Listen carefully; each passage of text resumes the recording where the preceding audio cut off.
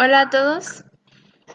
Eh, el día de hoy, viernes, tenemos otra conferencia con el apoyo de Haciéndonos con Otros y tenemos a la doctora María Basile, quien mi compañero Misael va a presentar. Adelante, Misa. Hola, ¿cómo están todos? Buenos días, doctora, muy buenos días. Hola, buenos días. Muchas gracias por acompañarnos. Presento un poquito de la trayectoria de la maestra. Ella es directora del CISAME, especialista en psiquiatría infanto-juvenil y adultos, presidente del capítulo de psiquiatría integrativa y ecológica de la AASM. Y pues bueno, doctora, muchas gracias por acompañarnos acá desde Buenos Aires, Argentina, un poquito de su experiencia para Monterrey. Vamos a estar aquí nosotros, Magda y yo, acompañándole para cualquier cuestión técnica y moderando un poco. Después usted puede tomar la palabra adelante, doctor. Ok, muchísimas gracias a ustedes por la convocatoria y los felicito siempre por todo el esfuerzo que están haciendo para poder difundir salud.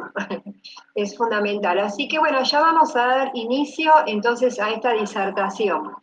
Vamos a empezar explicando un poquitito el título de la disertación. En un primer momento era de la violencia materna al femicidio, aclarando que tomo como violencia materna no desde la identidad sexual, sino desde el rol materno. Hoy en día sabemos que hay papás que deciden adoptar un hijo y desde este lugar también ejercer el rol materno, aunque a lo mejor, bueno, no están conformando una pareja desde la estructura habitual, ¿sí? Mujer y hombre. También tuvimos que hacer una adecuación al título, tomando en cuenta el ecosistema social, que también me parece muy respetable y oportuno. Por esto es que se llama de la matriz primaria al femicidio. ¿Cuál es la matriz primaria? Bueno, el primer vínculo en el que nace y se desarrolla un bebé, madre y padre. Pero en ocasiones no puedo perder de vista que puede desarrollarse solamente al cuidado de la familia uniparental, que puede ser la mamá o el padre ejerciendo el rol materno. Entonces, quería aportarles a ustedes algunas reflexiones, tomadas algunas del libro Ética Promiscua de Dossie Easton y Janet Hadley, porque me pareció interesante empezar a hablar del ecosistema social. Vamos a ir de lo más periférico al individuo. Lo más periférico es la sociedad, continúa la primer sociedad que integra un bebé, que es el vínculo familiar, la matriz primaria, hasta llegar al individuo, como posibles causas que podrían generar el femicidio. Aclarando que, por supuesto, un mito aislado, una situación aislada de cualquiera de las que vamos a mencionar en este contexto, en esta disertación, no son disparadores de femicidio. O sea, los disparadores se producen cuando una disfunción social, familiar o individual se repite a lo largo de la vida de una persona durante un periodo prolongado. Entonces, en este libro menciona algunos mitos. Por ejemplo, el primer mito, que dice que los sistemas de creencias culturales pueden estar muy profundamente enraizados en la literatura, las leyes y los arquetipos. Y lo que significa que ser capaz de debilitarlos de tus propios valores puede ser complicado. A ver, es real que pueden ser complicados. O sea, decir, bueno, yo no estoy de acuerdo con esta característica de esta cultura social, es complicado. Implica recibir ataques de otros contextos rígidos. Pero el mito es que no es real que no lo podamos modificar. El segundo mito es sentir que uno tiene un problema si no está en una pareja a largo plazo. Si prefieren seguir siendo autónomas, si se descubren a sí mismas amando a más de una persona a la vez, si han intentado una o más relaciones tradicionales que no funcionaron, en lugar de cuestionar el mito, se cuestionan a sí mismas. ¿Estoy incompleta? ¿Me falta un compañero? ¿Dónde está mi otra mitad? Como si tener la media naranja resolvería automáticamente todos sus problemas, cubrirá todas las carencias y llenará su vida.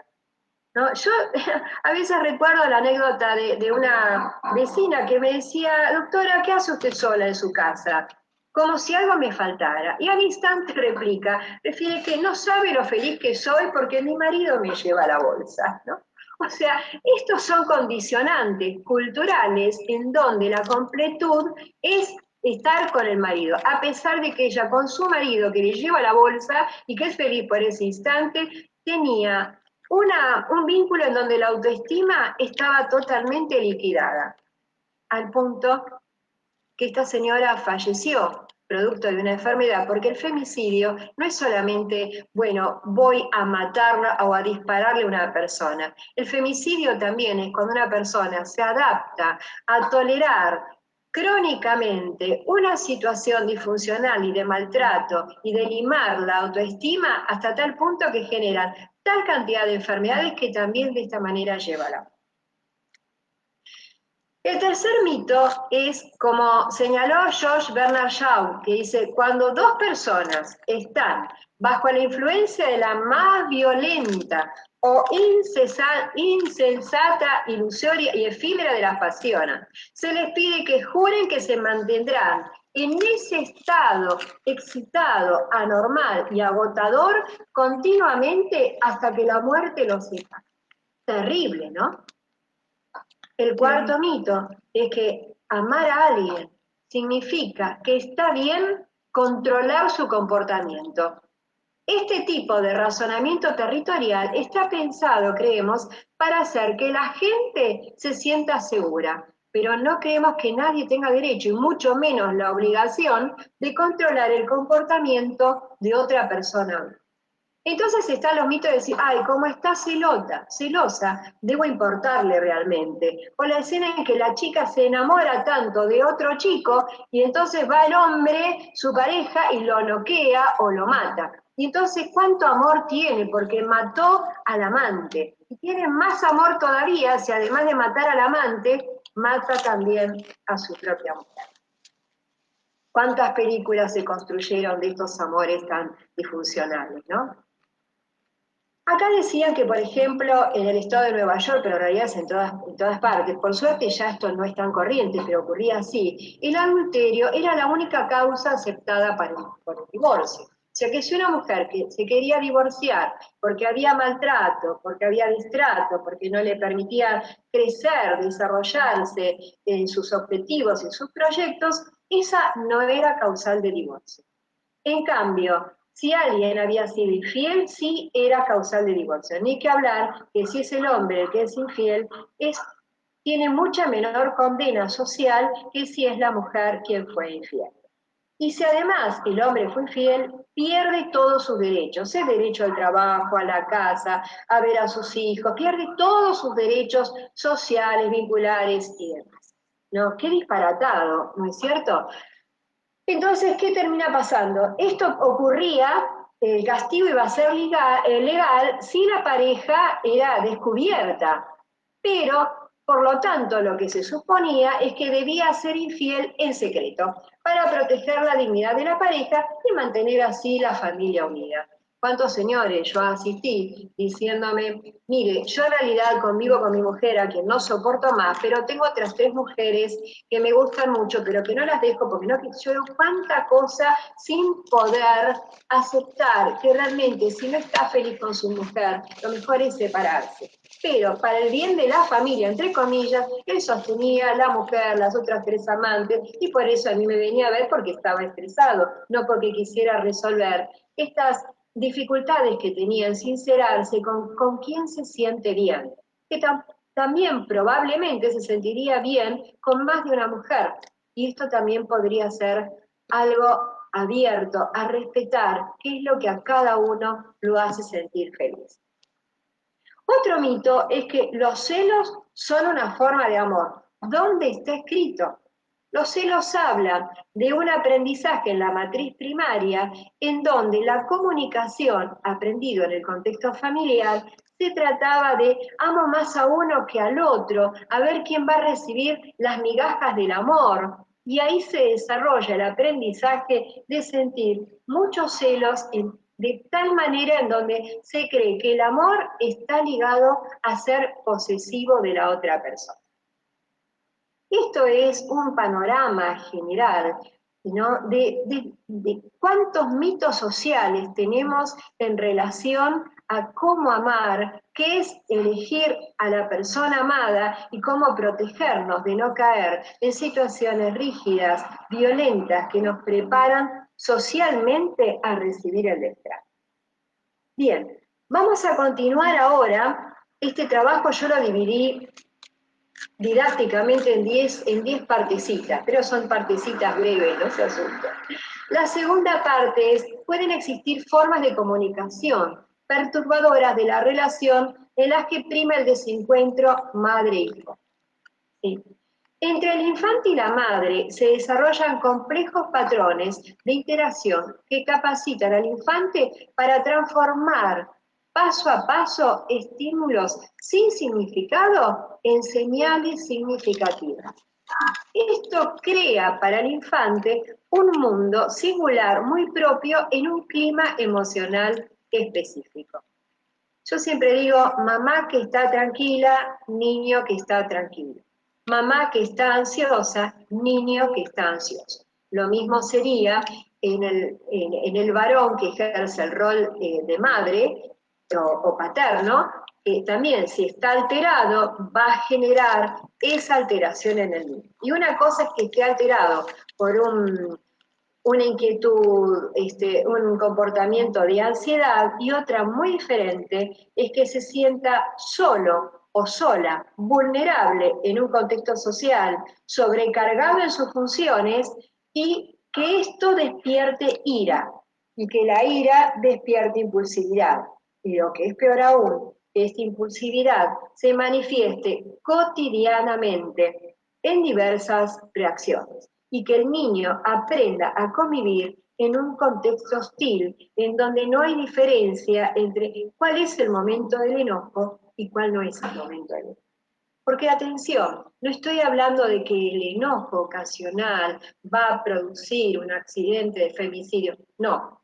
El enojo es una emoción necesaria, la ira es una emoción necesaria, cuando surge en un momento que justifique la ira. Ahora, si la ira es en forma continua, constante, porque al niño se le cayó el cubierto al piso, porque el niño no hizo bien la tarea, porque el niño no llegó en el horario que la mamá esperaba, y por cuestiones banales empieza a surgir la ira en forma constante, este es el camino al maltrato infantil. Y a partir de este maltrato infantil, el niño puede aprender comunicaciones disfuncionales. No entender muy bien por qué le enoja a mi madre o qué lo enoja a mi padre. Ni que hablar cuando el niño presencia situaciones hostiles en el contexto familiar. ¿No? Y una cosa es la situación hostil, bueno, hay algo que a papá no le gusta o que a mamá no le gusta, y entonces mamá o papá se enojó por una situación puntual, y que llegan a acordar, a dialogar para poderla resolver. Otra muy diferente es que casi a diario mamá y papá se enojan por diversas situaciones o por la misma situación y nunca logran un diálogo, un consenso para llegar a un acuerdo. Estos modelos disfuncionales de comunicación pueden llegar a gestar, no es obligatorio que lo gesten, cuidado, pero sí pueden llegar a gestar en un niño que crece con baja autoestima condicionantes para que el día de mañana realice una elección de pareja disfuncional similar a la matriz primaria o similar al vínculo materno violento que tuvo durante su infancia. Hay otros roles también que parecen pasivos, pero que dentro de esta pasividad también son roles violentos. Por ejemplo, si mamá maltrató al niño y papá es indiferente, es otra forma de violencia. Si no hubo violencia física, pero hubo una descalificación constante o una falta de aprobación constante en los proyectos del niño, también es una forma de maltrato psicológico. O si el niño observa que el papá descalifica a la madre o la madre descalifica al padre en forma continua, también es una forma de modelo de comunicación disfuncional. Bueno, continuaremos. Todos estos modelos van a afectar la representación de sí mismo y del mundo, y le dificulta reconocer la naturaleza de la agresión y defenderse de la agresión. Así los niños y niñas tienden a ver como natural ese vínculo de maltrato. Como dije antes, no todos los niños violentados desarrollan los mismos problemas. Para las madres, el no disponer de fuentes de apoyo social es un factor de riesgo para conductas de maltrato. Ni que hablar las madres que crían a sus hijos sin ningún tipo de ayuda social y sin la contención de la pareja. Con esto no estoy diciendo que sí o sí tiene que tener a la pareja. Estoy hablando en madres en situaciones vulnerables, situaciones sociales vulnerables que no están contenidas en momentos por ahí de crisis. Es muy frecuente que se desarrollen conflictos cuando la madre está sola frente a la crianza del niño, sin contar con el apoyo necesario ni de los abuelos, ni de otras redes sociales, y tampoco del padre, y poder lograr mantener un límite a su hijo adolescente que está en pleno proceso de cambio y de crisis. Queda la madre sola, sobrecargada en sus funciones, trabajando como sostén de la familia, teniendo doble rol de madre y rol de padre, tratando de afianzar los límites en un hijo que naturalmente, como parte de su desarrollo, se puede tornar oposicionista, parte de la adolescencia, y quedar la madre sobrecargada con todas las decisiones para poder ayudar a acompañar en el crecimiento del adolescente. Cuando estos patrones se afectan y la madre queda en una situación vulnerable, ahí comienza a crecer la ira y la intolerancia. Si esta ira y esta intolerancia se sostiene como patrón a lo largo de toda la vida del adolescente, ahí se puede generar un adolescente con ciertas características o de sometimiento o al contrario, o de violencia, descargando esta violencia recibida en la primera infancia, descargando esta violencia en otros contextos sociales, por ejemplo, podría ser en la futura pareja. ¿Sí? No hablo de una situación aislada de violencia, que si bien no debe existir, debemos entender que como seres humanos podemos tener todos en algún momento una situación de ira y no asustarnos por esto. Esa ira, cuando determinado factor de límite pasó el límite de tolerancia porque se repitió a lo largo del tiempo, ¿no? Alguna inconducta constante y demás, la mamá puede tener o el padre una reacción de ira, pero una cosa es una reacción de ira y otra cosa es la ira constante frente a cualquier comunicación o manifestación del adolescente. Entonces entendemos que el vínculo afectivo y la relación madre-bebé comienza antes del nacimiento del niño y la niña, ¿no? Y que van a influir decididamente en el desarrollo psicológico del niño. La comunicación madre-hijo es la base de la comunicación humana. Se ve influida por la personalidad de la madre, las condiciones externas y el temperamento del infante.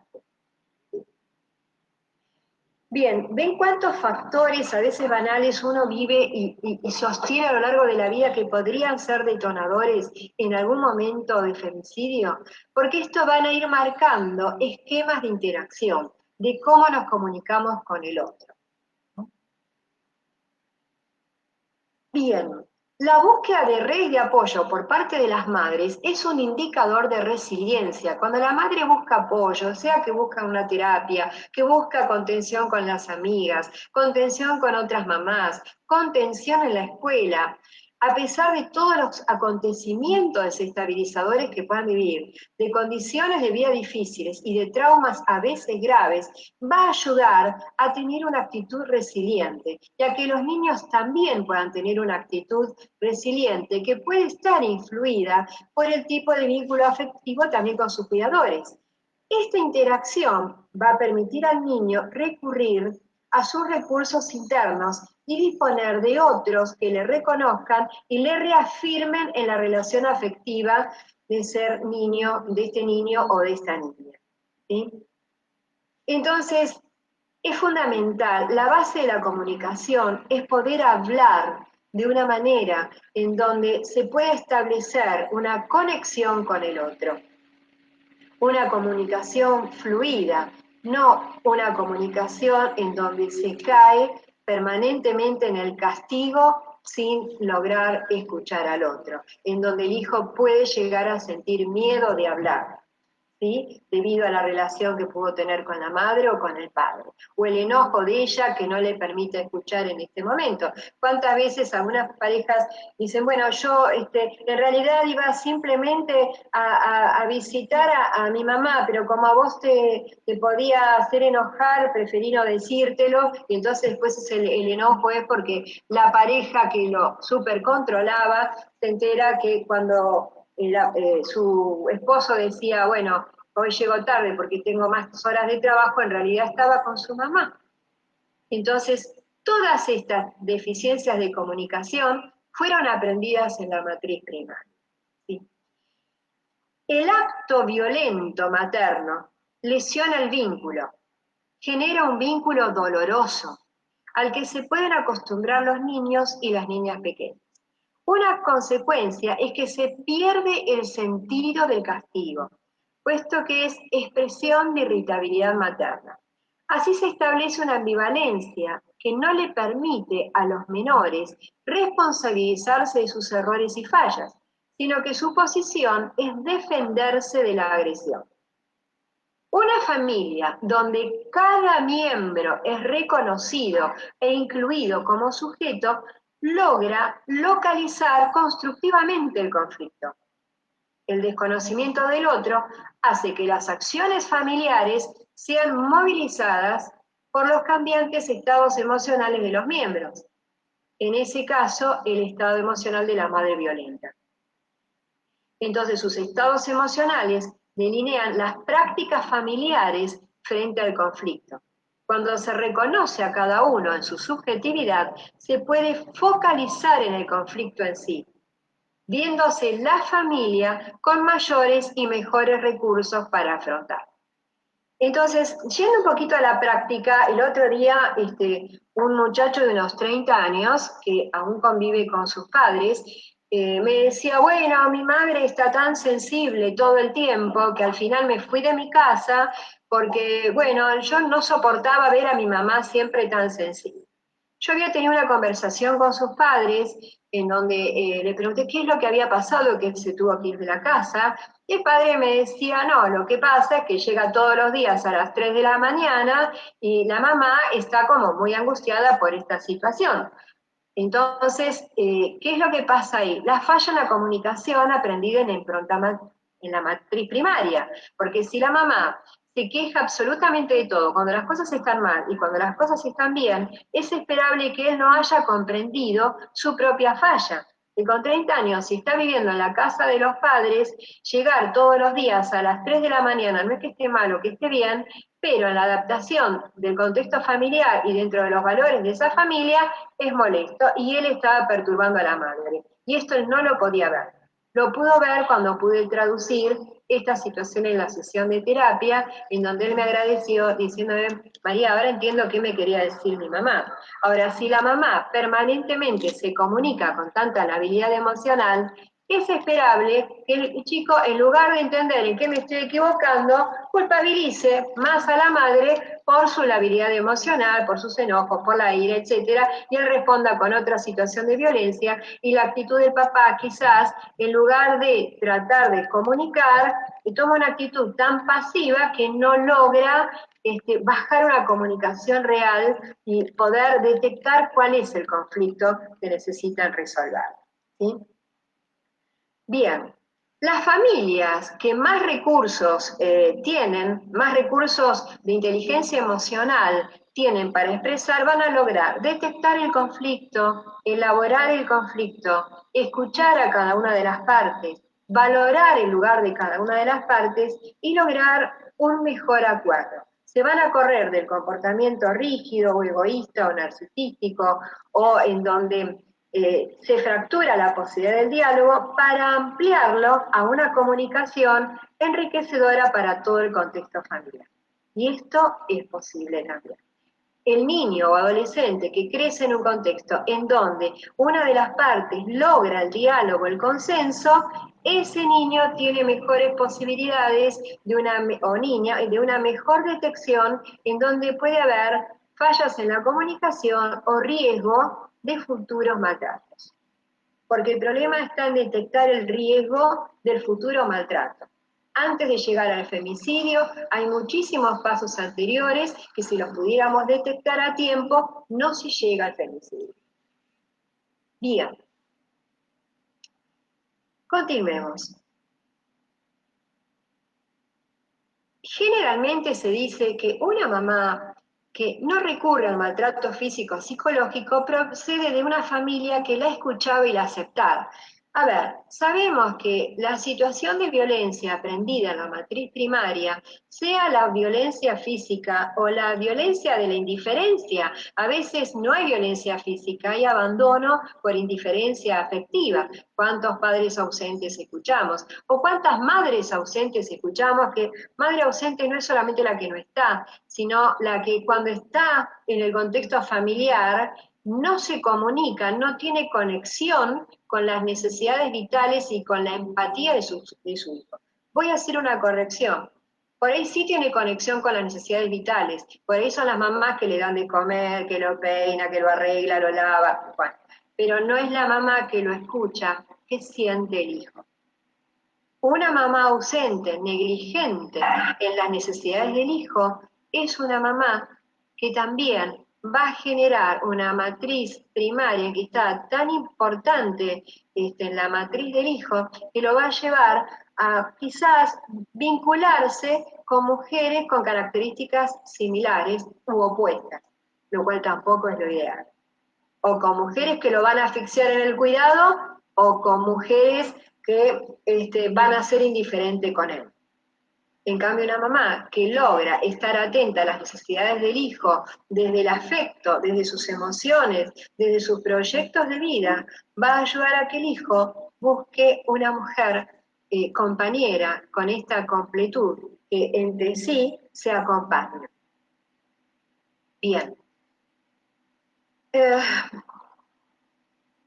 Cuando encontramos que la familia es una familia continente, cuando se produce un episodio disruptivo, la tendencia de ese hijo va a ser buscar ayuda para solucionarlo, no sobreadaptarse a las situaciones disruptivas. ¿Sí?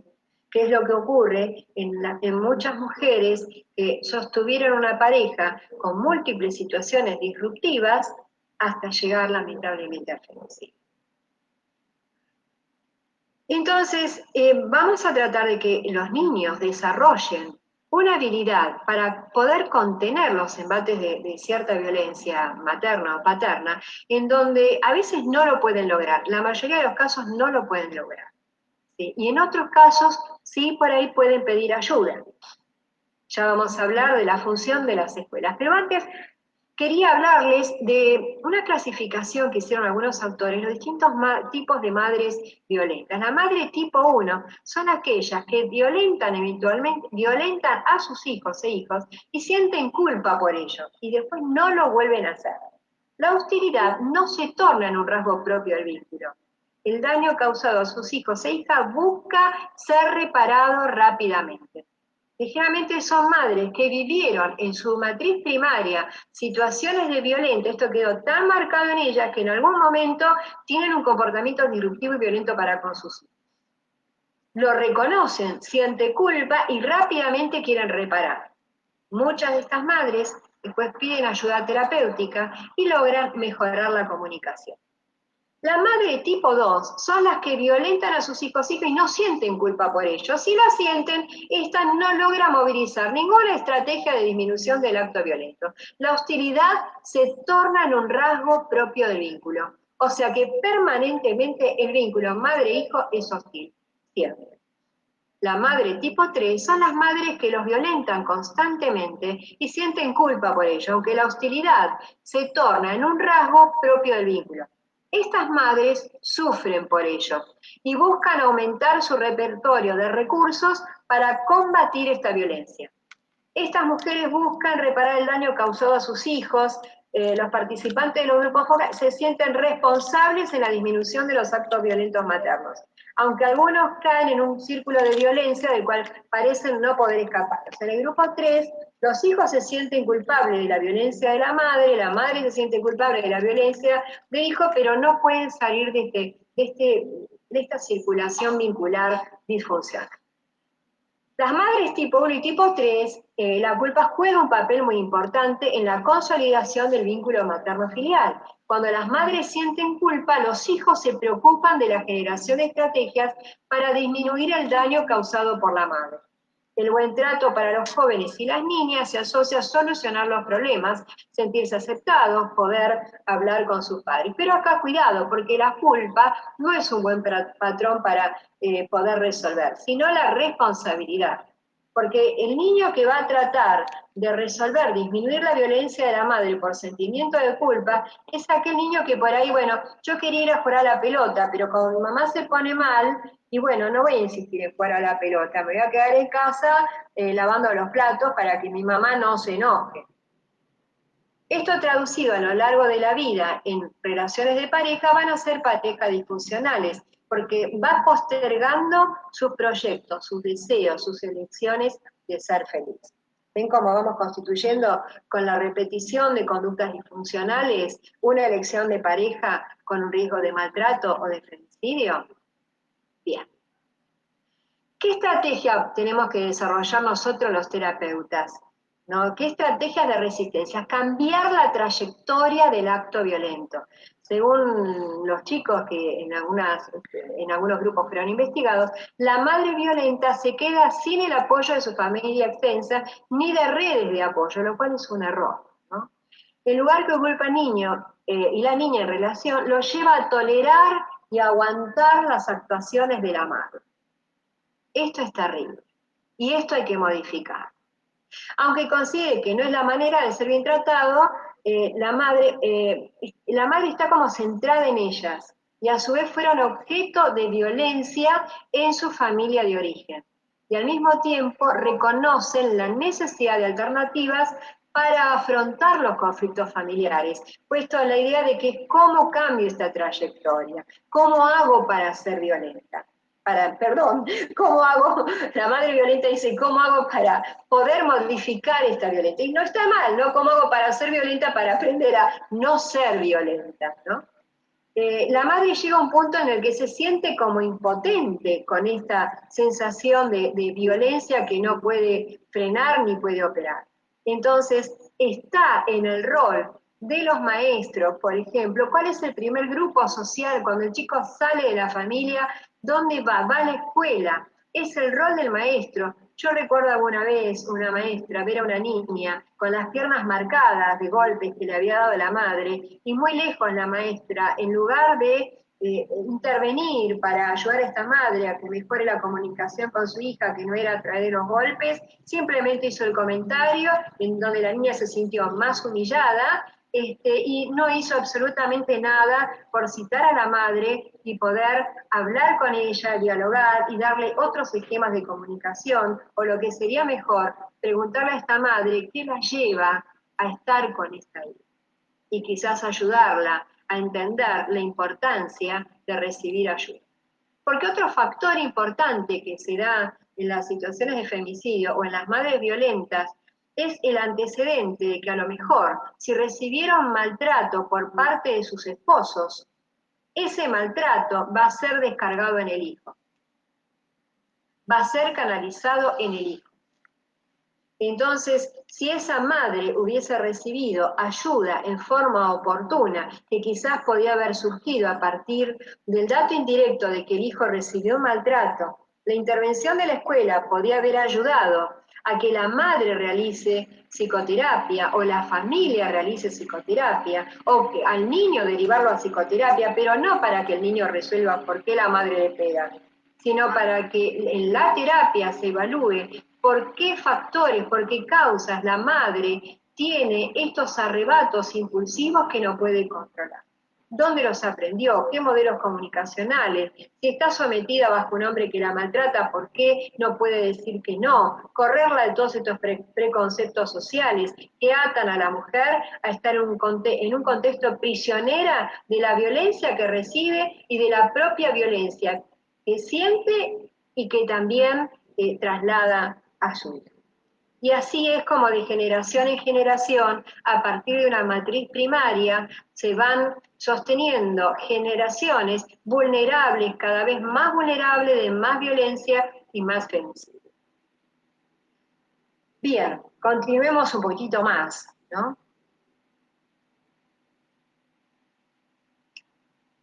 Es obvio que cuando entre padre y madre se pueden repartir las cargas que implican la vivencia familiar, el estrés materno se va a modular.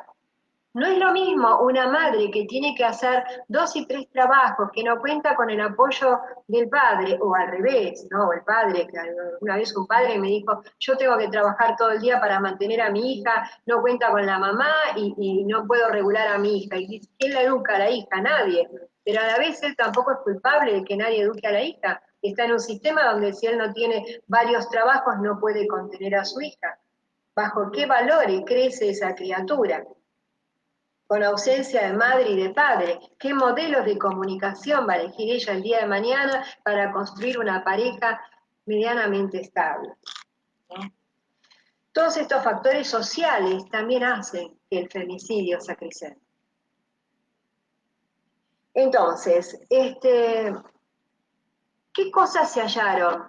¿No? ¿Qué conclusiones? Hay distintas hipótesis. Existe un estilo de comunicación generado en la violencia materna cuya base es el desencuentro vincular, justo de lo que hablamos recién. Si papá no está mientras mamá me pega, o mamá no está cuando papá abusaba de mí, expresiones que me dicen algunos pacientes, o en la escuela me vieron mal, pero nadie preguntó por qué. O el pediatra vio que me enfermaba seguido, pero no revisó qué pasaba en la casa, ¿no? Todos estos son hallazgos que se podrían regular y controlar y mejorar si el contexto social estuviese más atento, más alerta. Entonces, todo niño que vive la violencia materna en forma continua es altamente probable que desarrolle elecciones de parejas erráticas en donde tiendan a repetir estos patrones de violencia. Esto es responsabilidad nuestra poderlo modificar. ¿Podemos torcer el destino? Sí, podemos torcer el destino. Un niño que nació en un contexto disfuncional, violento, con todo tipo de carencias, puede modificar el destino. ¿Pero de qué va a depender? De sus propias formas de resistencia y de la aparición de un tercero que se introduzca para regular estas prácticas maternas o paternas violentas. Si bien la apreciación de los jóvenes y niñas coincide con algunos autores como Turi Peña, quienes hablan de una herencia de padres violentos conformado por su historia de maltrato, los participantes de estos grupos no se ven a sí mismos como futuros agresores de sus hijos. Un padre violento, en donde un integrante de la familia pida ayuda en un contexto de un tercero, ya ese contexto del tercero, entre comillas, va a salvar a que generaciones futuras puedan alejarse de los patrones de violencia y podamos controlar cada vez mejor el femicidio. Entonces, es fundamental. Ahora, la presencia del tercero, abuela, padre, tíos, maestros, tampoco se trata de desautorizar el rol de la madre. Porque si en el momento en que la madre necesita marcar un límite, el tercero puede enseñarle, darle herramientas conteniéndola para que ese límite lo pueda llevar adelante a partir de una comunicación, de una explicación, de un consenso entre entender las necesidades del niño o del adolescente y entender lo que la madre quiere transmitir. Ahora, si desvirtuamos lo que la madre desea transmitir la dejamos sola a la madre, sobrecargada con la educación del niño, a la madre o al padre, del niño que a lo mejor no puede acatar ni comprender estos límites que la madre quiere explicar, probablemente vamos a encontrar una madre desbordada en donde la explosión puede ser la ira. Y es mucho más cómodo criticar la ira de la madre que sentarse a dialogar con la madre, contenerla, orientarla y enseñarles distintos modelos de comunicación, para que a su vez ella logre estos modelos de comunicación más asertivos con su hijo y con el futuro adulto que buscará una pareja tratando de encontrar el amor y no un enemigo serial en donde pueda exponer su vida. Bien, continuemos. En otra parte del libro que había mencionado al principio, de Ética Promiscua, hablaba de la abundancia que está totalmente disponible en realidad y que muchas personas creen o explicitan o implícitamente que nuestros recursos para el amor romántico, la intimidad y la conexión son finitos, que se terminan, que nunca hay suficiente. ¿No? Entonces ellos hablan de la economía de la escasez, que puede volverse una persona con la economía de la escasez, con el temor de cuidado, que todo lo que voy a hacer para ver quién quiere más, quién me va a demostrar más amor, a mí me dio más amor que al otro, o mezquindad. No llames, porque si llamas estás demostrando debilidad, no llames a tu amor para decirle que lo amás, porque a ver si demostrás debilidad. No, esto es habla de la teoría de la escasez, del miedo de que me vaya a faltar el amor. Entonces, ¿qué pasa? Se tornan posesivas o posesivos. Mi mujer es mía, mi novio es mío, nadie lo puede mirar. Esta actitud posesiva de tomar posesión del otro, de la persona del otro, con el paso del tiempo se van generando situaciones en donde, mirá, te miró, y entonces se produjo una situación de violencia o de profunda inhibición. En algún momento, con la repetición constante, ¿no?, de este fenómeno de economía de escasez, puede ser un factor de violencia. Se torna la persona tan celosa, tan posesiva, que en donde la otra persona intente levantar la cabeza y decir, yo deseo esa mirada, ¿por qué no? ¿Por qué no me pueden mirar y decir que soy linda más de una persona? ¿Por qué no pueden mirar al hombre que está conmigo más de una persona? Mirarlo, ¿por qué tengo que ser tan posesivo? ¿No? Ese amor posesivo puede ser un caminito hacia la vida. Bien, entonces ahora vamos a hablar de diversas expresiones de la violencia materna en las distintas etapas de la vida. De la violencia sutil, que ya fuimos nombrando, ¿no?, muchísimos ejemplos, a la violencia manifiesta, y desde la perversión al femicidio. Entonces, ¿cómo vamos a detectar la violencia psicológica? La conducta de una persona que atenta contra la integridad y la dignidad de otra mediante desvalorizaciones frecuentes. A lo mejor no hubo un cachetazo, a lo mejor hubo una humillación, a lo mejor hubo una actitud amenazadora. Por ahí hubieron muchas restricciones o comportamientos destructivos. Alguna madre alguna vez rompió el DNI de su hija en una discusión. ¿No? Ese comportamiento destructivo es como decir, mira, rompo acá tu identidad, te dejo sin tu documentación, te limito para que no te puedas mover de este lugar. No hubo un golpe, pero hubo un profundo mensaje destructivo. La culpabilización de la mujer respecto a la conducta violenta del hombre. Ah, por algo será, y mira cómo se viste, y mira lo que hace, por algo será que él la maltrató. La violencia sexual, el abuso sexual, ¿cuántas películas hay, ¿no?, donde muestran como algo natural que la mujer tenía que servir al hombre y toda vez que el hombre quisiera ese sexo, la mujer tenía que estar a disposición y el hombre no respetar el no? La violencia económica, acá el dinero lo traigo yo, ahí lo tenés, y se le tira en el piso, se lo humilla. No podés ir a trabajar, vos criás a los chicos. La violencia continua de la mujer, y la mujer no atreverse a decir, ¿por qué voy a estar con un hombre que me humille y que me destrata? ¿En qué patrón social aprendí yo que debo estar con un hombre que no me permita desarrollarme a mí económicamente, que deba depender de él económico? ¿Por qué? Quizás por estar en la zona de confort de que él trabaja.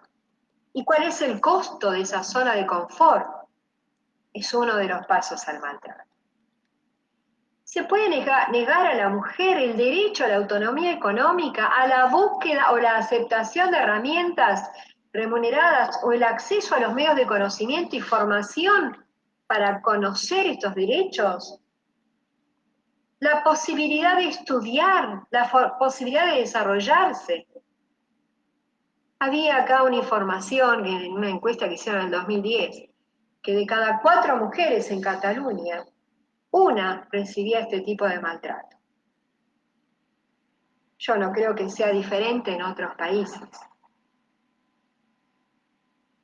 Tenemos tanto para decir sobre el caminito al femicidio, pero bueno, tenemos 1 hora y 10, quedan unos minutos, vamos a continuar desarrollando cuáles son las consecuencias de la violencia de género. Acá hay un autor que es del libro El Labrador, que es Fernández Velasco y Rincón, que habla que la violencia de género es la principal causa de reducción en la calidad de vida, en el daño y muerte para la mujer. Y tiene serios efectos secundarios para la familia, para la comunidad y para la economía. Cuanto más severo y más crónico es el maltrato, mayor es la humillación que siente la mujer y mayor es la consecuencia en su salud. ¿Qué problemas de salud puede presentar una mujer que va camino al femicidio o que va camino a un maltrato crónico? Porque el maltrato crónico, aunque no se llegue a instalar en forma consumada el femicidio, también es otra forma de muerte. En el maltrato crónico tenemos una mujer sin autoestima, económicamente sin capacidad de producir, donde tiene destruidos sus sueños, donde tiene destruidas sus ilusiones, donde tiene destruido su lugar frente a sí misma y frente a la sociedad. Y clínicamente esa mujer puede presentar taquiarritmias, problemas cardíacos, infartos. Sabemos que la ira contenida, ya está demostrado, esa ira contenida es precursora de una tal alteración del sistema inmunológico que lleva al cáncer. Entonces, no se murió porque el marido la mató, o al revés, o la mujer lo mató. Se murió porque contuvo tal ira que llegó a desarrollar células en formas tan anárquicas que produjeron el cáncer. Y quizás se muere del cáncer.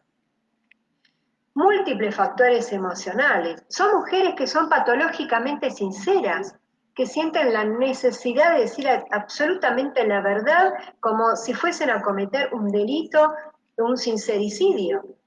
Pero a la vez son mujeres que van a tener tal sobreadaptación al maltrato que generalmente van a minimizar el maltrato del hombre y hasta lo van a justificar.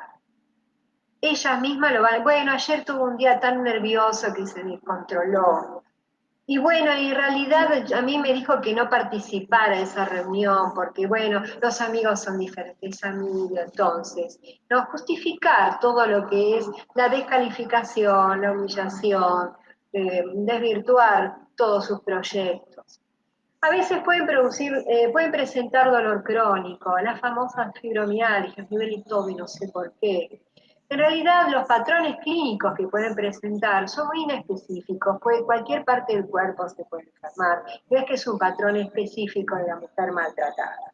Sí, pero seguramente en su cuerpo, según cuál es la parte del cuerpo de esta mujer más vulnerable, es donde presentará mayor cantidad de síntomas. Por ejemplo, las infecciones urinarias recurrentes en ocasiones tienen que ver con el miedo.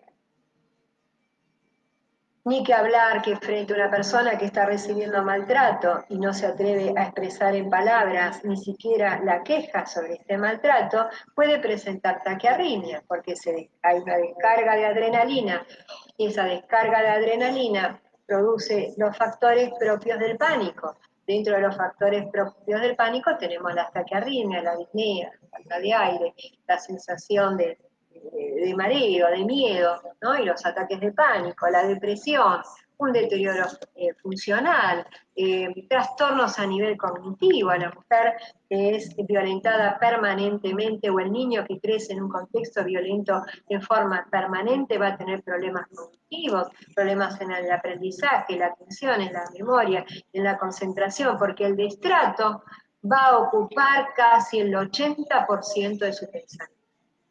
Y demos gracias si le queda un 10, un 20% para pensar en otra cosa que no haya sido ese destrato. ¿Sí? La violencia, como dije antes, es algo de tipo transgeneracional, con alta tolerancia a situaciones de violencia. Para sorpresa uno dice cómo llegó a aguantar todo esto a lo largo de toda su vida. Y si no hay un cambio, se va a producir esta violencia de generación en generación, siendo cada vez más peligrosa. También puede afectar a otras personas que dependen de la mujer y que convivan con ella. Han escuchado casos en donde mató a la mujer y al hijo, o el padrastro que mató a la mujer porque tenía otra pareja y a sus hijos, ¿sí?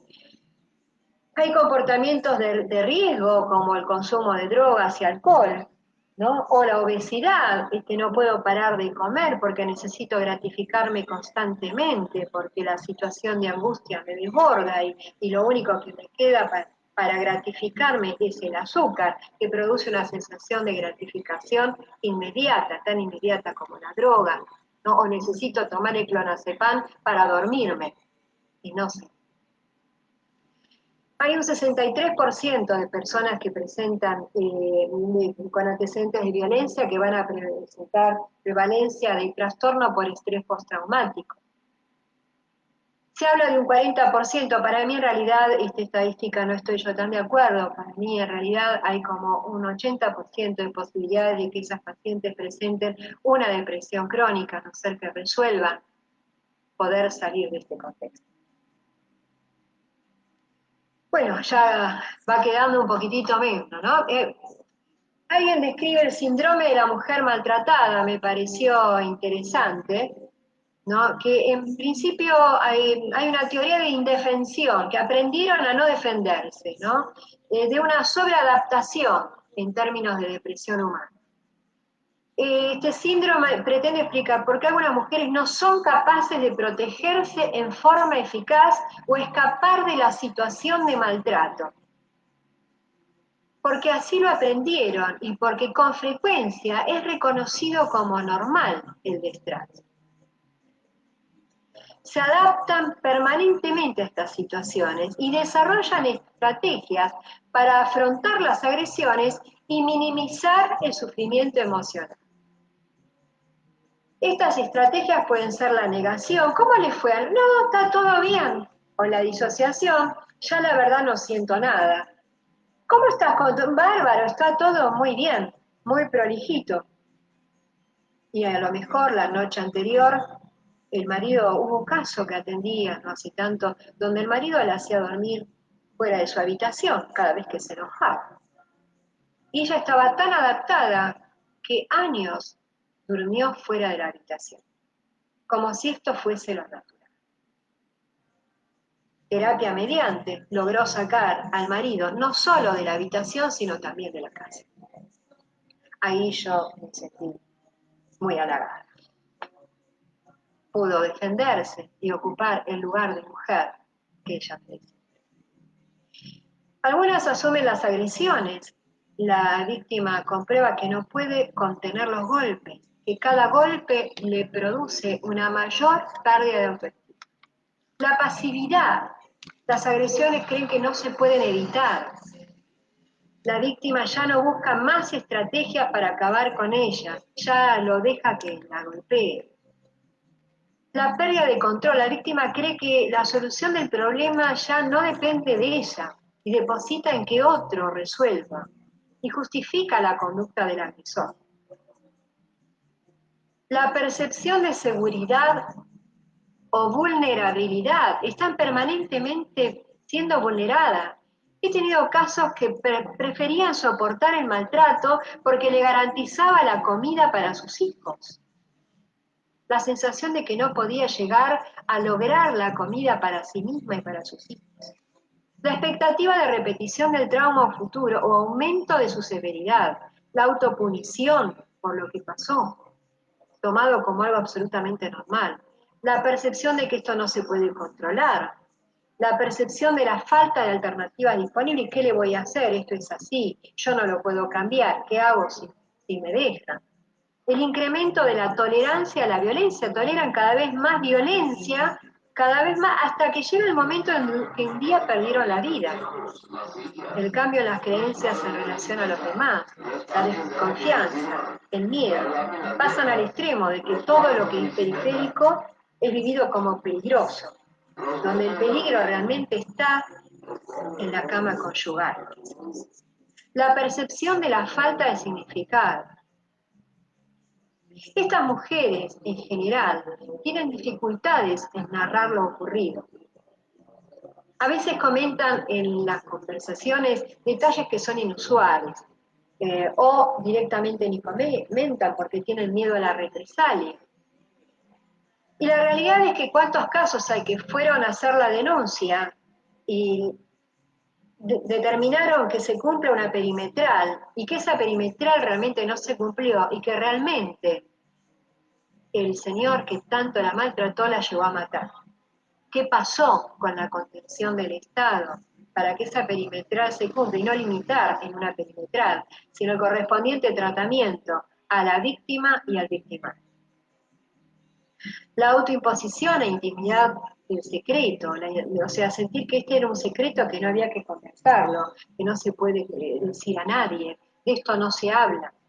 El niño que ve cómo el padre le rompe la ropa a la madre y la madre le dice, esto no se lo cuentes a nadie, cuando en realidad la palabra del niño podía ayudar a que disminuya la...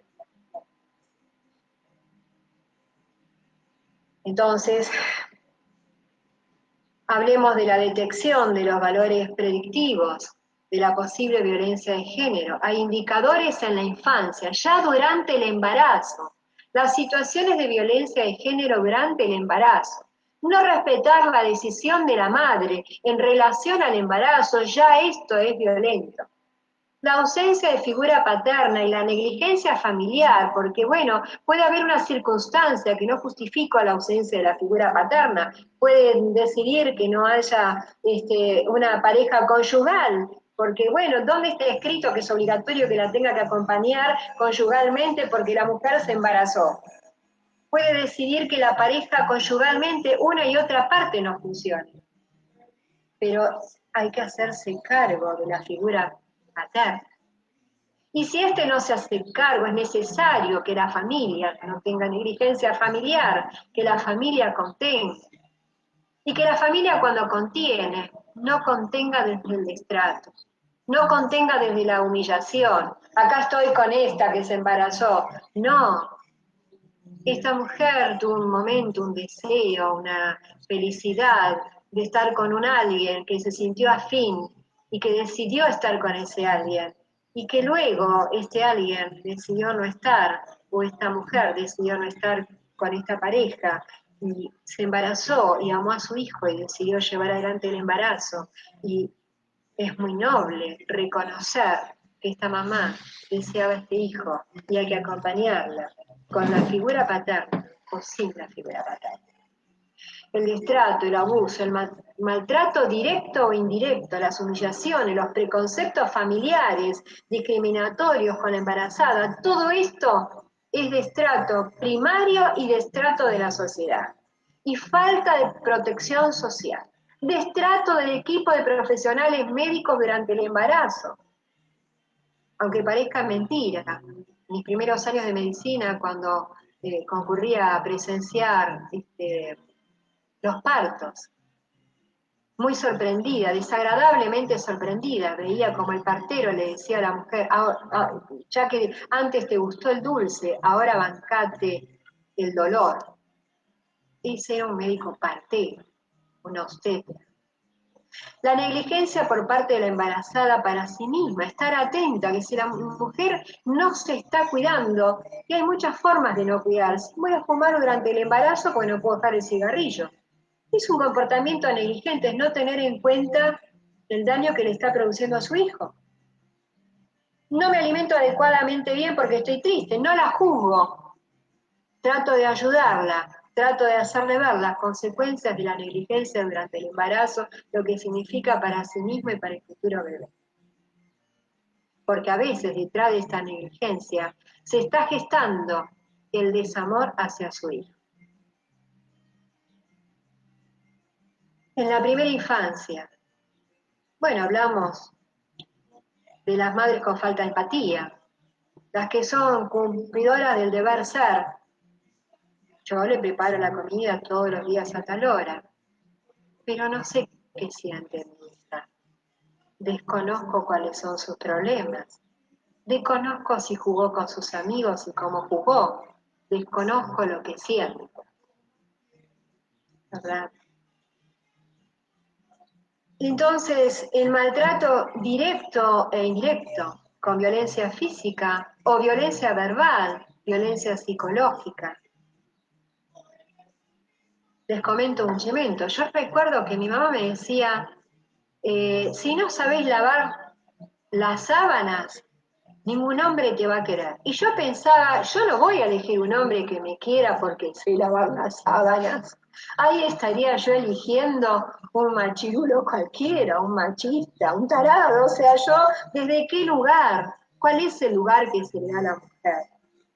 La mujer no es la sirvienta de la casa, ni el hombre es quien tiene que traer la plata. Quizás estas sean responsabilidades compartidas y quizás los valores que tenemos que transmitir para que tengamos una buena elección de pareja tengan que ver con valores más éticos, más estéticos, más espirituales. Bien. A veces la aceptación pasiva de renunciar a los proyectos de vida o de la sobreadaptación es otra forma de maltrato. En la adolescencia, las madres infantiles, cuando no logran crecer en relación a la etapa evolutiva de su hijo. Y son madres que se imponen, que no escuchan, que carecen de empatía, que tienen valores rígidos donde predomina el poder, el tener, en lugar de ser. Donde la mirada a lo mejor es patriarcal o matriarcal, con roles simbióticos, autoritarios, anulando el ser de una u otra parte. En la parte adulta es cuando queda enquistado un modelo de amor posesivo arraigado en culturas rígidas, no adecuadas a la sociedad. Hay sometimiento, falta de autonomía, temor, renuncia a sus proyectos por baja autoestima. ¿Qué pasa con la elección de pareja? Se repiten, como dijimos antes, los patrones vinculares en la pareja conyugal aprendidos durante la infancia, tanto en el modelo de pareja conyugal como también en el modelo del vínculo parental, en la relación padre-hijo. O parejas erráticas, o no desarrolla el sentido del reconocimiento del peligro. No me escucha, es un destrato. A lo largo del tiempo no me escucha y me impide el desarrollo personal, es el camino a la violencia familiar, es el camino al femicidio. Cuando los patrones sociales son superfluos, donde predominan modelos parentales o vinculares rígidos, posesivos, es mi mujer, no hay lugar para otro, para otra elección, no hay lugar para el respeto, donde la mujer ocupa el segundo lugar. Recientemente tuvimos un caso en donde, de público conocimiento, donde un señor muy renombrado mató a la mujer y luego se mató él. Y se escucha en los medios decir, se ha realizado el homenaje al velatorio del señor fulano de tal, que había sido quien mató a la mujer y a la mujer ni se la mencionó.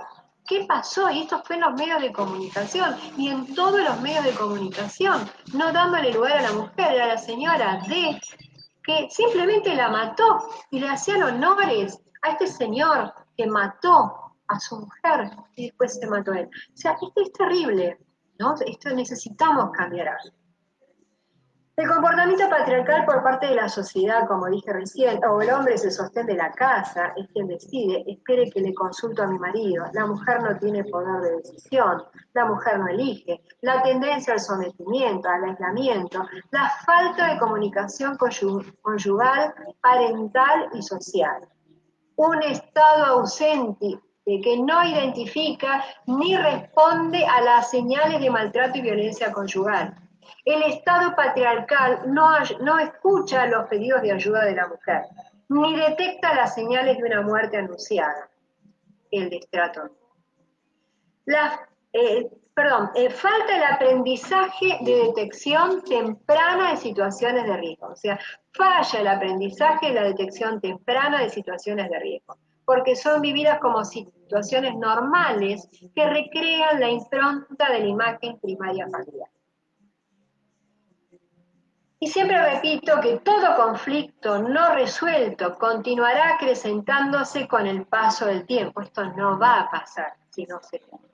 Las situaciones de violencia que se repiten a lo largo de la convivencia pueden terminar en femicidio.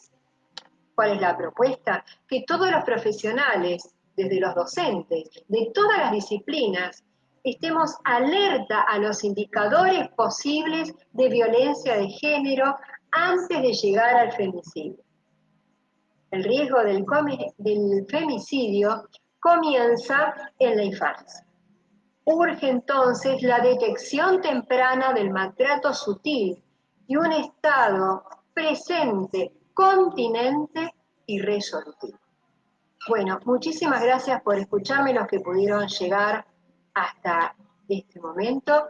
Y bueno, espero que esta charla pueda ser de ayuda a la prevención del femicidio. Estoy abierta a escuchar las preguntas de ustedes. Muchas gracias, doctora. Yo creo que sí tengo una duda importante que compartirle. Un poquito lo de su ponencia me recordó bastante como estas teorías del desarrollo que implementaba Bowlby al respecto del apego y el desapego, el apego seguro, esta cuestión. Y mi pregunta va encaminada a si existe actualmente, no sé si llamarlo una propuesta, una investigación, es decir, algo que la psiquiatría contemporánea considere o se sume a tratar casos, por ejemplo, de violencia contra la mujer, porque no sé, al menos desde cómo es que yo he entrado un poquito a orientarme, formarme un poquito en esto de cómo brindar atención a las mujeres víctimas de violencia. Un poco siempre los pilares que desde donde se forma los profesionistas es desde la psicología, desde la sociología, un poquito la filosofía, teoría de género, etcétera. Y fíjese que he encontrado muy poco acerca de cuál es el aporte o la mirada que tiene la la psiquiatría respecto a este tipo de casos, porque digamos que... Sí, claro, no, en Argentina tenemos los grupos de violencia familiar, los grupos específicos de maltrato al género femenino, en donde está formado por psiquiatras y por psicólogos. Y la psiquiatría tiene un papel muy importante, fundamental en la detección temprana. Hay un error muy frecuente que es cuando el pediatra, si capta, por ejemplo, un chico que se enferma con frecuencia, debe investigar y debe derivar al psiquiatra infantil. Y es el rol, empezando desde la niñez, ¿no? Es el rol del psiquiatra infantil, evaluar cómo es la convivencia intrafamiliar, cómo es el rol que está ejerciendo la mamá y el papá. Y frecuentemente no se conoce la importancia del rol del psiquiatra infantil para la detección temprana del futuro maltrato o del niño maltratado, y entonces es derivado a lo mejor a la psicopedagoga, cuya función es ayudar al niño en el área del aprendizaje. Pero desde ahí también, en forma indirecta, la psicopedagoga, en donde ve que un chico tiene dificultades en el aprendizaje, chequear qué pasa en la familia y derivarlo al psiquiatra infantil. Actualmente casi todos los psiquiatras infantiles somos terapeutas familiares, tenemos conocimientos de psicología y podemos hacer detección temprana de posibles situaciones de maltrato. Eso es desde la niñez y desde la fase adulta también. O sea, yo como soy psiquiatra de niños y de adultos, con mucha frecuencia detecto mujeres que están en situaciones de maltrato y ayudarla a ella a recuperar su identidad, a poder poner en palabras sus emociones, o una mujer que se enferma con frecuencia y no sabemos, bueno, que es como rara la causa de su enfermedad clínica, y a lo mejor, bueno, detectar cuál es el factor emocional que lleva a esta situación, cómo es la relación con sus hijos, cómo es la relación con su marido, cómo es la relación con la familia, etc. Hay un bache en general en toda la medicina, en toda la medicina. A veces me resulta fácil empezar con algún ejemplo personal. En algún momento, por estar muy estresado, yo tenía un tema cardíaco y por ahí requería una internación con el cardiólogo en terapia intensiva por cardiología. Y hubo una época en donde las internaciones eran frecuentes por cardiología. Y yo estaba sumamente estresada y me daban el alta y jamás me preguntaron si vivía sola, si vivía acompañada, si estaba estresada. Por ahí lo mío era sobrecargarme en todas mis funciones y no compartir a la familia que estaba sobrecargada. Pero por ahí la ayuda del especialista se hubiese acercado a la familia, quizás hubiese ayudado a que uno tenga menos presión y menos manifestaciones cardiológicas. En este caso no era por un tema de violencia familiar ni nada de esto, pero sí había otro tipo de sobrecarga. O sea, yo creo que todos los médicos de todas las especialidades tendrían que estar alerta y después sí, ahí por ahí es menester, está en el servicio del psiquiatra y del psicólogo, y es más, el psicólogo no debería trabajar solo mientras hay una situación de maltrato o de violencia, porque si la paciente generalmente va a desarrollar trastornos en el sueño, trastornos de ansiedad, trastornos de pánico, y son todos problemas que van a requerir, aparte de la ayuda terapéutica, de la ayuda psicofarmacológica. Entonces, por ahí el trabajo debe ser interdisciplinario. Cuando trabajé en el equipo de maltrato infantil en Casa Cuna, como terapeuta familiar en violencia familiar, éramos psiquiatras y psicólogos los que trabajábamos en equipo. Porque excede, y además la violencia genera una energía tan densa, tan difícil, que excede a la labor de un solo profesional. Ahora, para que esto ocurra, también hay otro factor que es el económico, tiene que ser abordado por un servicio ofrecido por el Estado. Porque la mujer o el hombre en situación vulnerable de maltrato generalmente carece de recursos económicos para sostener ambos tratamientos. Ahora, si esto fuese abordado desde el Estado, en instituciones, en hospitales, en centros, en redes, tendríamos mucho más recursos para captar pacientes en situación de riesgo, tanto en la niñez como en la adultez.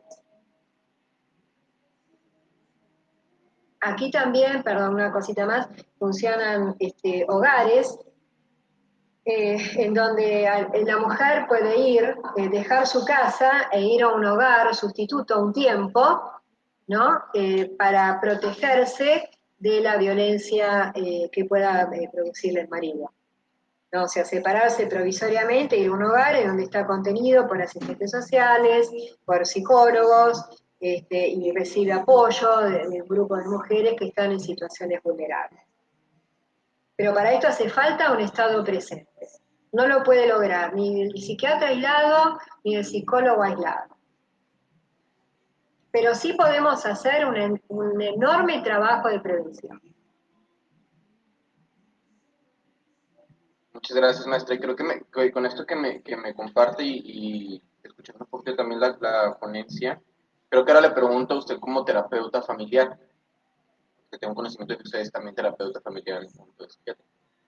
Acá en Monterrey, en los casos de los chicos que nosotros atendemos, también es muy frecuente, como lo tocó hace un momento en su conferencia, el rol del padre de familia sea más bien el de un padre indiferente, no ausente esencialmente, pero sí indiferente, y que precisamente normalmente deja con toda la carga a las madres de familias acerca de la crianza, más, esto se agrava más, lo hemos observado cuando, por ejemplo, el contexto en el que se desenvuelven estos chicos es un contexto de desigualdad y de exclusión social, y bueno, es cuando empiezan a elevarse niveles altos de violencia, de agresión, Claro. de feminicidio. Entonces, mi pregunta va encaminada a qué estrategia suele utilizar usted para comenzar a, no sé ni siquiera en qué términos decirlos, pero empezar a involucrar al padre de familia a la Ahí, crianza, o si es claro, posible, porque también a veces habría... se puede y a veces no. Lo ideal, ahí tendría que trabajar en equipo la escuela, ¿no? A la escuela citar a la madre y al padre e involucrarlo.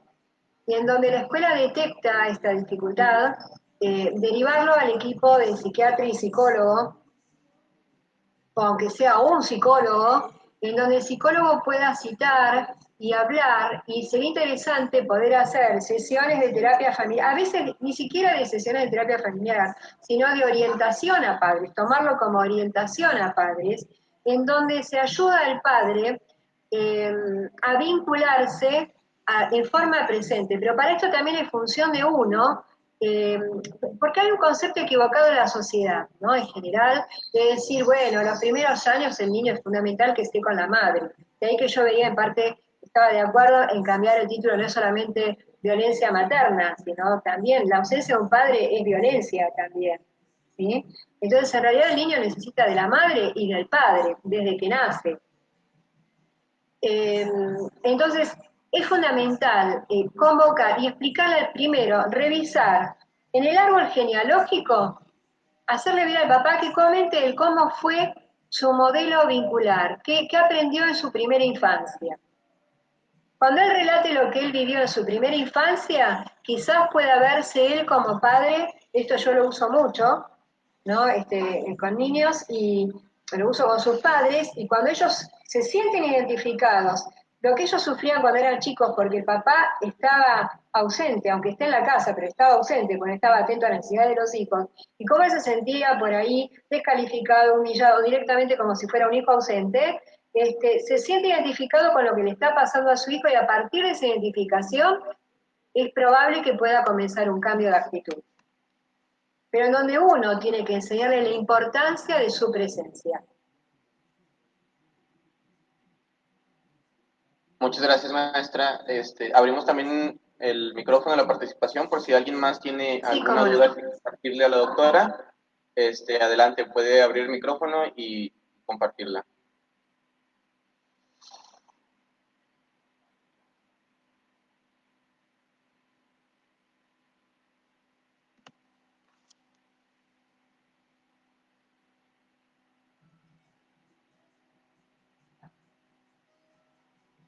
Cualquier pregunta que hagan es importante. Yo cuando nadie pregunta digo, o fui muy clara o no me entendieron nada. Pero esperemos que haya sido clara. Sí, doctora, la verdad es que la ponencia estuvo muy completa, estuvo muy bien explicada, entonces al menos yo no tengo dudas. Bueno, Pero igual le voy a compartir acerca de un documental que está en Netflix, se llama Las tres muertes de Marisela Escobedo. Ahí se ve claramente cómo el gobierno no logra contener, no logra apoyar a las familias, entonces se lo recomiendo para que lo vean. Le sí, puede lo dar voy a ver. mucho contexto de la situación acá en México, porque sí han surgido como varios debates acerca de esto, porque se han hecho manifestaciones, se han rayado, se han quemado cosas, y entonces hay mucha crítica de cuál es la forma de manifestarse, ¿no? Ante estas situaciones.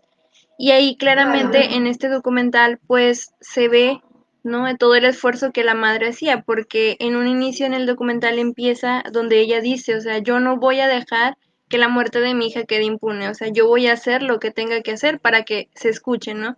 Y si ya no claro. pude salvarla a ella, pues como que esto no le suceda a otras mujeres.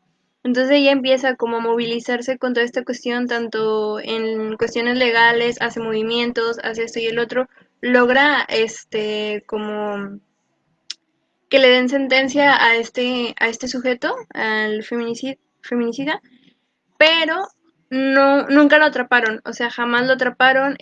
Al final del documental, como spoiler, ese chico, él se muere, o sea, el asesino muere, pero muere por otra situación, o sea, no tiene nada que ver o sea, jamás pisa la cárcel, jamás cumple la sentencia por el feminicidio, o sea, eso quedó completamente impune.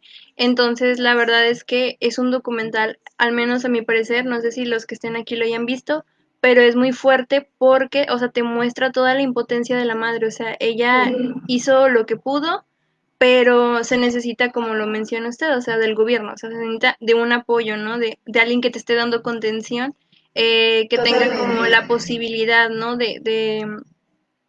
Pues sí, de incidir en las leyes. Totalmente. La ausencia de ley, la impunidad. La impunidad es una forma de injusticia, una forma de violencia. Es como una violencia pasiva, terrible, que deja a la mujer en un estado de indefensión, a la mujer y a los niños en un estado de indefensión terrible. Yo a veces veo en la calle mujeres o hombres maltratando mal a sus hijos y alguna vez intervine y un poco me pegan a mí, viendo que no le pegué así a su niño. Yo me acuerdo, la sociedad es todo tan adverso porque la sociedad vio que yo le estaba diciendo esto a la mamá de buenas maneras.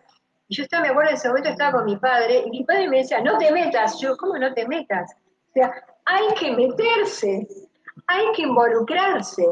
Mi padre por protegerme a mí, porque realmente casi me ligaba el bollo, pero digo, hay que involucrarse, porque si se involucran muchos en donde viene el maltrato, le damos la oportunidad, no desde el lugar de juzgar a esa mujer que maltrató, porque vaya a saber qué historia tendría ella para maltratar, sino, bueno, rápidamente tendría que haber un sistema, así como está el SAME le llamamos a la emergencia médica, tiene que haber un sistema de emergencia que vaya a intervenir en situaciones de riesgo de maltrato.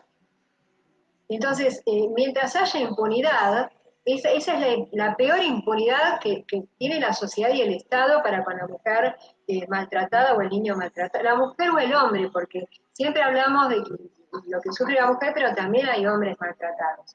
Si bien, bueno, hay menos bibliografía sobre hombres maltratados. Sí, yo creo que más que los psiquiatras, acá los psiquiatras tenemos una participación muy activa en todo lo que es detección, muy activa parcialmente, o sea, yo desde el consultorio hago lo mejor que puedo, cuando estuve en hospitales también, en el infectado y demás, pero a veces mucho esfuerzo nuestro, lo mismo pasaba con maltrato infantil, caía en saco roto cuando no había una intervención sólida del Estado en equipo en donde se pudiera plasmar, llegar al éxito del resultado de nuestra protección, porque por ahí quedaba el chico internado en una sala y tampoco ese era el objetivo. O sea, sacarlo del maltrato para maltratarlo nosotros internándolo en un hospital. O sea, el objetivo por ahí era buscar una red familiar, buscar una red de contención social, si no es la familia, los amigos que lo puedan contener hasta que los padres se atiendan. También hay una realidad que hay padres donde hay violencia, a veces puede ser por sobrecarga de la mujer o del hombre, pero otras veces hay psicopatía. Donde hay psicopatía no hay reconocimiento de enfermedad. Si no hay reconocimiento de enfermedad, no hay posibilidad de tratamiento. Pero sí puede haber condena. Entonces, aquella persona que maltrata, que es violenta y que hostigó al otro injustificadamente y recibe una condena, ahí es donde la sociedad está participando activamente, enseñando que esto no se debe hacer, que hay una puesta de límites. La puesta de límite también es una barrera de contención frente al femicidio. Claro, Así estoy que totalmente de acuerdo. Y de hecho, o sea, con eso que menciona del ejemplo que dio donde una vez, como usted entró en esa escena, yo pienso que hay cosas como que por humanidad, ¿no? Debes hacer, o sea, como ese tipo de señalaciones, ¿no? A veces la gente, conforme a todo como fue creados o la estructura que tienen, no dan cuenta de otras formas. Entonces exacto. siempre es necesario como mostrar, ¿no? No en forma de evidenciar que estás mal, pero sí, porque claro, hay maneras de hablar, ¿no? No vas a poder llegar y decirle toda la teoría, pero sí señalar o sí hacer algo que pueda marcar una diferencia, ¿no? En cuestión Yo de, creo que sí, claro, que podemos marcar en dónde. podemos marcar algo, podemos darle un recurso para pensar, un teléfono en donde comunicarse cuando la mujer está agotada de sus funciones, porque también una mujer que está sobrecargada, como dije antes, que a lo mejor tiene 2 o 3 trabajos, o que son estas señoras empleadas domésticas que a lo mejor trabajan en 4 casas, en donde a la vez la maltrataron, llegó a su casa, tuvo que limpiar y atender a los hijos y atender todo, y está llenita. No la tenemos que juzgar, tenemos que darle herramientas para que no necesite tener 4 trabajos, para que pueda vivir dignamente con un trabajo, dedicar su tiempo también a su vida y a su comunicación y darle nuevos modelos de comunicación. O sea, realmente la sociedad evolucionó en muchos aspectos, pero no tanto en los modelos de comunicación para lograr buenos efectos. Y si no, lo que es peor es que, bueno, si damos intervención a la ley, resulta que la ley es lenta, demora meses, años en dar una respuesta, hasta que la ley intervino, ya la mujer o se murió, o se enfermó, o el hijo quedó a la deriva, o sea, ya pasaron muchas cosas. O sea, también la intervención tiene que ser en tiempo y forma. Por eso hablaba yo de que mi propuesta es la detección temprana. Y los psiquiatras infantiles tenemos muchas herramientas. Yo creo que se tendría que pasar a todos los chicos cuando nacen en algún momento a una evaluación, aunque sea así como van al pediatra, que tengan 1, 2, 3, cada tanto una evaluación con el psiquiatra infantil. ¿Para qué? Bueno, para que el psiquiatra infantil oriente a los padres, vea la dinámica familiar, vea si hay un papá que es bien participativo o no, o si hay figuras ausentes, o invitar a la abuela también a charlar, a ver qué piensa la abuela, porque hay abuelas que fomentan el castigo a los chicos, o abuelas que sobreprotegen tanto que descalifican a la madre, y ahí la madre tiene dificultades en poner límites a los chicos. Entonces, todas estas disfunciones, esa herramienta del psiquiatra infantil, junto con el psicólogo, o el psicólogo también, o sea, en paralelo, ¿no? O sea, no siempre es indispensable que sean ambos. Pero es interesante que, ¿por qué digo el psiquiatra infantil? Porque el psiquiatra infantil pasó por medicina además, y si hay factores de riesgo en la salud del niño disparado por situaciones de fallas en la comunicación, es el psiquiatra infantil quien tiene habilidad para detectarlo tempranamente. Sí, totalmente de acuerdo. Si no hay alguna otra pregunta de los que están aquí en Zoom. Sí, me gustaría hacer una pregunta. Bueno, Hola, buenos días. no te estoy viendo. ¿Quién me está hablando? ¿Aide? Soy Aide. Hola, Aide. Hola, mucho gusto. Oye, yo quería preguntarle, estuvo súper bueno su tema, y estamos hablando, pues, como usted estaba diciendo, de dónde viene como que tanta violencia, ¿no? Principalmente estaba mencionando usted la familia, de cómo vean a cada una de sus figuras paternas. Sí. Siendo que la mayoría de la violencia de género es dirigida a las mujeres, también a los hombres, pero ahorita está hablando un poquito más a las mujeres. ¿Cómo hablamos de este tema sin darles argumentos a la otra parte de que a veces dice, pues bueno, es por culpa de la mamá, en lugar de dar a entender de es por la situación que está viviendo la mamá, pero esto no la responsabiliza completamente, ¿verdad? Porque es alguien que también está pasando abuso. Totalmente. Totalmente. Me encantaría poder contestarte, pero verte la carita. ¿Podrás abrir la cámara? Ahí está, bárbaro. Ahí me gusta más. Bueno, mira, yo coincido totalmente, o sea, el título no es que está dirigido a que la culpa es de la madre, como nos enseñó Freud, que la culpa de todos los males la tenemos las madres. En algunas cosas tiene razón ese vínculo primario, pero no tenemos la culpa de todo lo que nos pasa. Yo siempre digo, mira, yo crié sola a mi hijo, y la verdad es que muchas veces estuve muy sobrecargada en muchas funciones y me hubiera encantado que alguien me dé una mano, me ayude, me oriente un poco, qué hago yo sola trabajando, criando a nene, y todo esto es muy, francamente, muy difícil. Entonces, yo creo que más que juzgar, o sea, la sociedad tiene que aprender que en lugar de juzgar la culpa de esto, lo otro, es, bueno, a ver, ¿qué propuesta tenemos para que algo pueda mejorar? ¿No? ¿Cómo podemos ayudar a que esta mamá no esté sola para tomar todas las decisiones? Yo felizmente, bueno, busqué mi apoyo terapéutico, hice terapia durante muchos años para mi propio crecimiento personal, para no repetir algunas conductas aprendidas que por ahí de violencia había dentro del contexto familiar con mis padres. Yo no quería repetir esto con mi hijo y entonces busqué apoyo profesional. Y tuve la actitud muy resiliente de cuando yo observaba ciertas situaciones de violencia familiar, decir, no, yo eso no lo quiero para mí. ¿No? Y entonces busqué ayuda profesional. El problema está cuando no se reconoce que esa disfunción uno no la quiere y la toma como algo normal. Entonces es función de la maestra, en lugar de decir, ay, esta madre que está de mal humor, es, señora, hablemos, ¿cómo es su vida? ¿Cómo está usted? Mirá, yo me acuerdo una anécdota muy chiquita anoche, me acordaba en relación a esta charla. Trabajaba un montón, hacía guardias, qué sé yo, y tenía a mi nene, qué sé yo, en ese momento tendría unos 6 añitos, y lo llevaba al colegio. Imagínate que después de hacer como 3 guardias semanales, a veces llegaba tarde a la escuela. Y yo no me acuerdo nunca que la directora, en lugar de hablar conmigo y preguntarme cómo estaba, si necesitaba ayuda, por qué llegaba tarde, me dice, por gente como usted el país no va adelante. Hoy yo le diría, por gente como usted, hay muchos niños desprotegidos. El mío no estaba desprotegido, solamente llegaba tarde, pero me hubiera gustado que se ponga en la piel de uno y hablar y conocer quién era la madre de ese niño que llegaba tarde, y no limitarlo a juzgarme. Esto no era nada, pero imagínense en un chico que por ahí llega con maltrato, con algo, en donde las maestras hablan como en secreto y juzgan a la madre en lugar de hablar con el niño que te pasó, hablar con la madre, a lo mejor, ¿cómo le educaron a usted cuando era chica? Ah, no, hay otras formas de comunicación. Su hijo le quiso decir esto otro, ¿vos qué le querías decir a tu mamá? Abrir la comunicación, no desde el lugar la culpa de la madre o la culpa del padre. Hay padres ausentes y ausentes. Hay padres ausentes porque a lo mejor están todo el tiempo con el Facebook. Pero hay padres ausentes porque si no tienen 3 trabajos no alcanza para comer. El Estado primero tiene que aumentar los sueldos, ¿no? Y además, para que ese padre, o sea, en otras sociedades, en otros países, en el que estuve a las 3 de la tarde ya están todos en la casa. Ahí la educación de los hijos es compartida.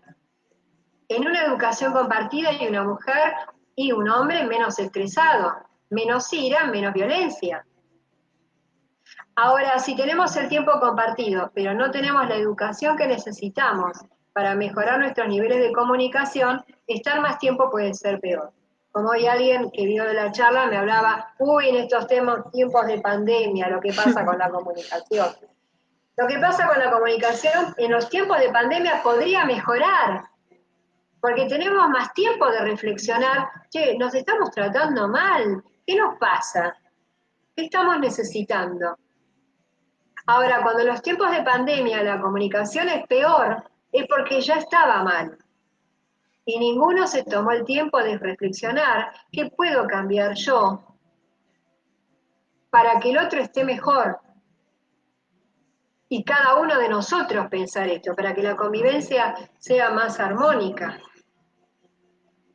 Entonces también es función del psicólogo decir, bueno, la culpa no es de la pandemia, esto ya estaba, vamos a citar a este padre, vamos a citar a esta madre para que no sea tan invasivo con el hijo y no lo esté todo el tiempo persiguiendo con la lupa a ver qué está haciendo, porque como tiene más tiempo para estar en la casa lo persiguen a ver qué está haciendo, con quién habla. Me parece bien el cuidado, me parece bien educar cómo cuidarse, me parece mal la persecución de la intimidad del chico, por ejemplo.